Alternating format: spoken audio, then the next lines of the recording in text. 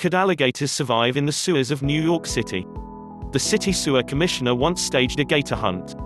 Originally stemming all the way back to the 1930s, but really taking hold of the collective imagination of Americans in the 1950s, stories have persisted over the decades that alligators have been spotted, and live, in the sewers of New York City mainly, but in other cities, as well. Tales of alligators living and breeding in New York City's sewer system in the 30s seem to originate to then Commissioner of New York City Sewers, Teddy May. May was reported as saying several inspectors spotted alligators in the city's underground tunnels circa 1935. Without any real proof of their existence, May set about to rid the city of the phantom gators. Using poison bait and luring them into the city's main tunnels, hunters stood on guard, rifles in hand waiting for the massive reptiles.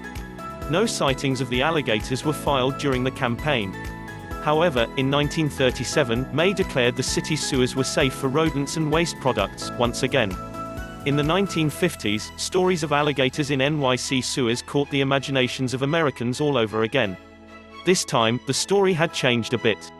Stories would focus on families vacationing in Florida, bringing live baby alligators with them back to New York. Once those little critters grew too big, said family would flush the gator down the toilet and into the sewer system. As legend has it, the alligators would feast on rats and trash, growing to enormous sizes. The alligators would turn albino along the way, due to the lack of sunlight, and menace the population at large. No concrete proof of alligator, albino or otherwise, has ever surfaced. And while a 2-foot alligator was found in the sewers near a restaurant in New York City back in 2010, which is not the 50s, it's very unlikely that gator would have survived much longer in that environment. The reality. Why? Why would it be unlikely for a gator to survive, let alone grow to massive lengths in the NYC sewer system? Primarily because alligators are reptiles, which are cold-blooded animals. Meaning, they cannot regulate their body temperatures on their own as humans do, via sweating to cool off or shivering to warm up. In order to survive, alligators need to warm their bodies by basking in the sun or under a heating lamp for several hours. Which, living in the NYC sewer system doesn't provide. Without the warmth of the sun, alligators end up in a state called torpor, where primary bodily functions all but cease.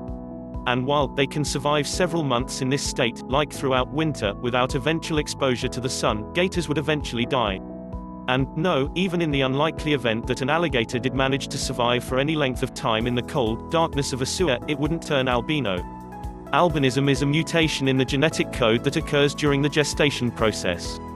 Animals don't lose skin pigment in the absence of light. They just get cranky and depressed.